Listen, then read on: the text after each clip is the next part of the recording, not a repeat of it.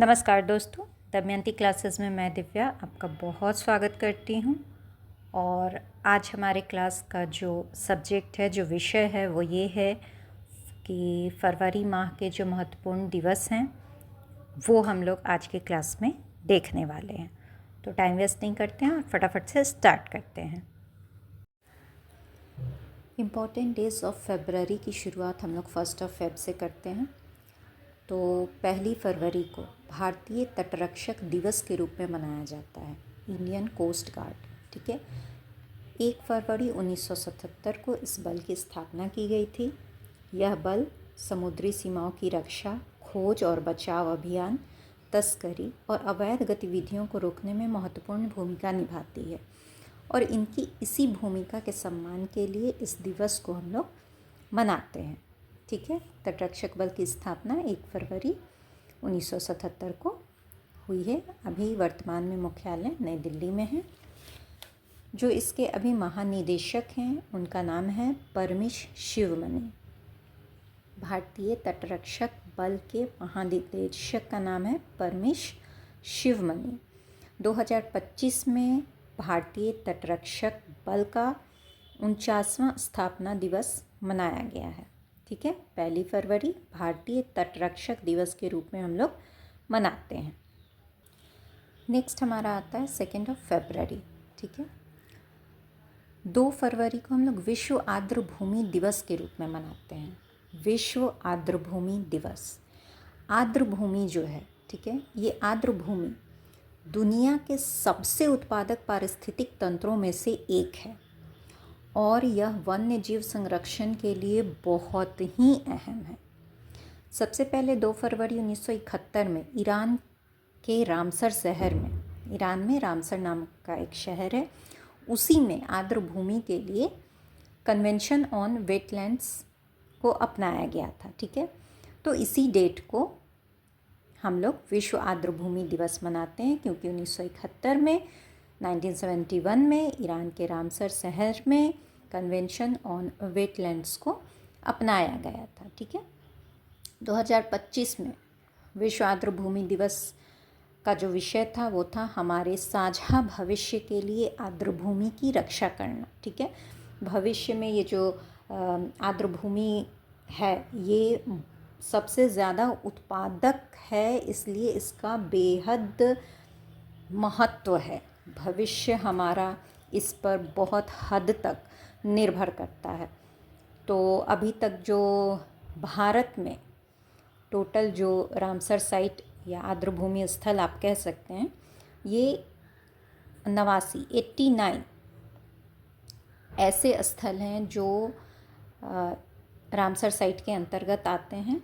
बहुत ही उपजाऊ आर्द्रभूमि आप इसको कहें तो जनरल वैसे तो ये आपका महत्वपूर्ण दिवस है, मगर इसमें जो यहीं पे जो एक इम्पॉर्टेंट जनरल नॉलेज भी आपकी हो सकती है उसको मैंने नोट डाउन किया है, उसको मैं आपके साथ एक बार डिस्कस कर लेती हूँ।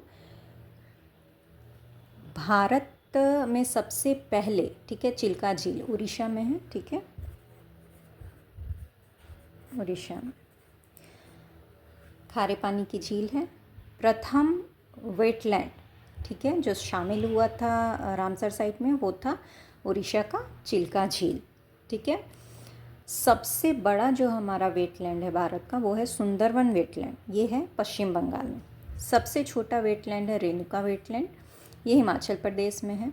और सबसे अधिक, अगर आपसे ये पूछता है कि भारत में सबसे अधिक वेटलैंड्स या आर्द्रभूमि स्थल कहाँ हैं, तो वो हमारा तमिलनाडु में हो जाएगा। ठीक है, बहुत ही ज़्यादा एग्ज़ाम के दृष्टिकोण से अगर हम लोग कहें तो बहुत ज़्यादा इम्पोर्टेंट ये चीज़ हो सकती है कि अभी 2 फरवरी 2025 को भारत के 4 और स्थल, ठीक है, ये रामसर साइट में शामिल हुए हैं।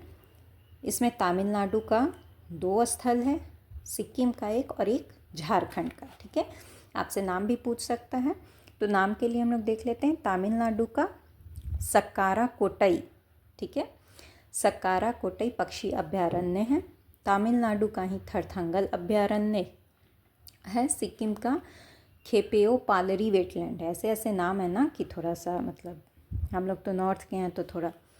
खेपेओ पालरी, ठीक है, वेटलैंड है और झारखंड का उधवा झील है, ठीक है। तो ये आपका मोस्ट इम्पॉर्टेंट आप इसको कह सकते हो, बिल्कुल आप इसको ध्यान में रखोगे। 2 फरवरी विश्व आर्द्रभूमि दिवस के रूप में मनाया जाता है और इस बार भारत के 4 स्थल इस रामसर साइट में शामिल हुए हैं। यहाँ से आप मेरे को कमेंट में एक चीज़ बताना कि पूरे विश्व में, जैसे भारत में तो 89 है, ठीक है, पूरे विश्व में 2500 से ज़्यादा आर्द्रभूमि स्थल हैं जो रामसर साइट के अंतर्गत आते हैं। आपको ये बताना है कि विश्व का, जैसे भारत का सबसे बड़ा वेटलैंड सुंदरवन वेटलैंड है, तो विश्व का सबसे बड़ा वेटलैंड कहाँ है? कमेंट सेक्शन में आप मुझे ज़रूर बताना, ठीक है। नेक्स्ट देखते हैं। 4 फरवरी 4 फरवरी विश्व कैंसर दिवस के रूप में मनाया जाता है। कैंसर दिवस मनाने का उद्देश्य लोगों में कैंसर के प्रति जागरूकता बढ़ाने और इस बीमारी से लड़ने के लिए वैश्विक स्तर पर प्रयासों को मजबूत करना है। किसी भी दिवस को बनाने के पीछे यही उद्देश्य होता है कि उस पर्टिकुलर चीज़ के बारे में, ठीक है, विश्व स्तर पर, अगर अंतर्राष्ट्रीय दिवस है तो विश्व स्तर पर और राष्ट्रीय होता है तो देश भर के लिए उस विषय के बारे में जागरूकता फैलाने के लिए या उससे रिलेटेड जो भी चीज़ें संभव हो सकती हैं वो उस दिवस के रूप में हम लोग मनाते हैं, ठीक है। तो कैंसर के लिए भी सेम वही चीज़ है। रिवीजन के तौर पे देखें तो 4 जनवरी को लुइस ब्रेल दिवस हमने सेलिब्रेट किया था और 4 फरवरी अब हम लोग देखते हैं विश्व कैंसर दिवस के रूप में।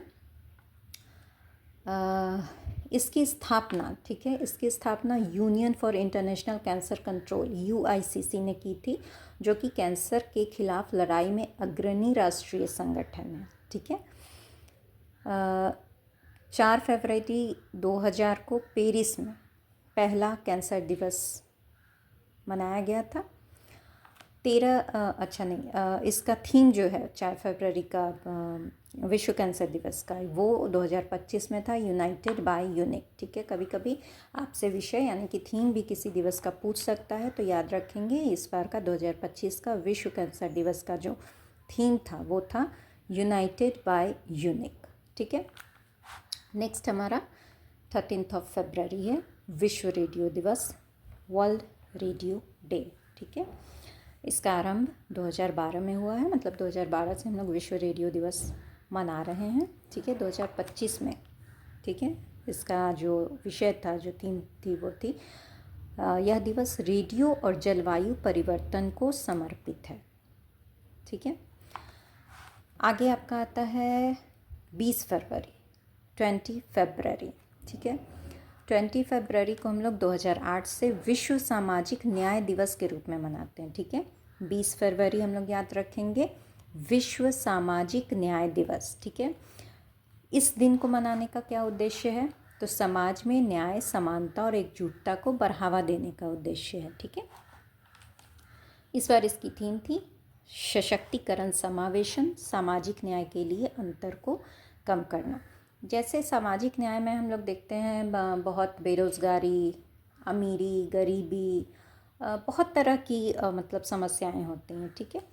तो इन्हीं समस्याओं के प्रति विश्व को आकर्षित करने के लिए इस दिन को हम लोग विश्व सामाजिक न्याय दिवस के रूप में 2008 से मना रहे हैं। आगे हमारा आता है 21 फरवरी, ठीक है, 21 फरवरी। 21 फरवरी अंतर्राष्ट्रीय मातृभाषा दिवस के रूप में मनाया जाता है, ठीक है। अंतर्राष्ट्रीय मातृभाषा दिवस, ठीक है, ये हमारा 21 फरवरी को मनाया जाता है। और यह दिवस क्यों मनाया जाता है, ठीक है, तो यह दिवस लोगों के भीतर भाषाओं के प्रति लगाव, संरक्षण और बचाव को बढ़ावा देने के लिए मनाया जाता है, ठीक है। और एक बात यहाँ पे है कि यह दिवस मनाने का विचार, ठीक है, सबसे पहले बांग्लादेश की पहल थी, ठीक है। बांग्लादेश की पहल पर यूनेस्को ने, ठीक है, 21 फरवरी 2000 से इस दिवस को 21 फरवरी को अंतर्राष्ट्रीय मातृभाषा दिवस के रूप में इसको मान्यता देता है यूनेस्को, और तभी से मनाता है। ठीक है, 2000 से। ठीक है, तो 2000 से 2025 में 25 वर्ष हो गए, तो 2025 में इसकी रजत जयंती मनाई गई है। ठीक है, और 2025 में इसका जो थीम था, ठीक है, वो था भाषाएं मायने रखती हैं। ठीक है, 21 फरवरी अंतर्राष्ट्रीय मातृभाषा दिवस है। बांग्लादेश का विचार था यह दिवस मनाने का। ठीक है, जिसको यूनेस्को ने मान्यता दी, और 2000 से हम लोग ये दिवस मना रहे हैं। 25 साल हो गए हैं। रजत जयंती 2025 में मनाई गई है। थीम है भाषाएं मायने रखती हैं। ठीक है, यूनेस्को का अगर आप फुल फॉर्म देखें, united nations educational scientific and cultural organisation. ठीक है, इसको हिंदी में अगर आप जानना चाहें, संयुक्त राष्ट्र शैक्षिक, वैज्ञानिक और सांस्कृतिक संगठन। ठीक है, नेक्स्ट हम जो डे सेलिब्रेट करते हैं वो है 24 फरवरी। ठीक है, 24 फरवरी केंद्रीय उत्पाद शुल्क दिवस। ठीक है, 24 फरवरी को हम लोग केंद्रीय उत्पाद शुल्क दिवस के रूप में मनाते हैं। उत्पाद शुल्क, एक्साइज टैक्स भी जिसको कहते हैं। और एक जनरल नॉलेज का यहाँ पे क्वेश्चन आपसे कभी कभी पूछता है कि उत्पाद शुल्क या एक्साइज टैक्स किस प्रकार का कर है, प्रत्यक्ष अप्रत्यक्ष। ठीक है, तो यहाँ हम लोग ऑप्शन से पिक करेंगे अप्रत्यक्ष कर। ठीक है, उत्पाद शुल्क एक अप्रत्यक्ष कर है जो भारत में विनिर्माण की जाने वाली उन वस्तुओं पर लगाया जाता है जो घरेलू खपत के लिए होती हैं। ठीक है, याद रखेंगे, घरेलू खपत के लिए होती हैं। ठीक है, अब इस दिन को मनाने का क्या उद्देश्य है कि उत्पाद शुल्क से संबंधित जागरूकता फैलाना और इस क्षेत्र में काम करने वालों की उपलब्धियों को मान्यता देना। ठीक है, इस उद्देश्य की पूर्ति के लिए 1944 से, ठीक है, 24 फरवरी को केंद्रीय उत्पाद शुल्क दिवस के रूप में हम लोग मनाते हैं। ठीक है, लास्ट हमारा है 28 फरवरी, 28 फरवरी। 28 फरवरी राष्ट्रीय विज्ञान दिवस के रूप में मनाया जाता है। बहुत ही इम्पॉर्टेंट डे आप इसको कह सकते हैं। ठीक है, 28 फरवरी राष्ट्रीय विज्ञान दिवस के रूप में मनाया जाता है। आई होप आप लोग को अच्छे से दिख रहे हैं।